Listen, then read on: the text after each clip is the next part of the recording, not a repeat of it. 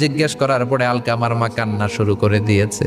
ডেকে বলে, ও নবী, আমার কথা শুনতো না, বউ পাগলা ছিল, নামাজ রোজা ঠিকই ছিল, কিন্তু আমার কথার গুরুত্ব দিত না, অনেক কষ্ট দিছে আমারে, আজ আমার মনে ব্যথা। বিশ্বনবী বলল, তোমার নিজের ছেলে কি আর করবা, মাফ করে দাও। আলকামার মা বলে, না, মাফ করবো না, ভেজাল আছে না নাই? বিশ্বনবী বললেন, লাকড়ি আনো, আগুন জ্বালাও, আলকামারে আমরা আগুনে ফেলবো। লাকড়ি আনা হলো, দাও দাও দাও দাও করে আগুন জ্বালানো হলো। সব সাহাবীরা ধরাধরি করে আলকামারে আগুনে ফেলবে। ইন দা মিন টাইম আলকামার মা এসে বিশ্বনবীর পা ধরে বলে, ও নবী, আমার কলিজার টুকরারে আগুনে ফেলবেন না, আমার নারছেরা ধন আলকামা 10 মাস 10 দিন আমি পেটে ধরেছি, আগুনে ফেলবেন না। বিশ্বনবী বললেন, তাহলে মাফ করছো কিনা বলো।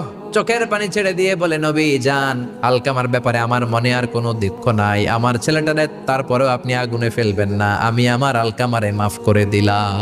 আলকামার মা আলকামার মাফের ঘোষণা যখন দিয়েছে, আলকামা চিৎকার করে পড়তে শুরু করে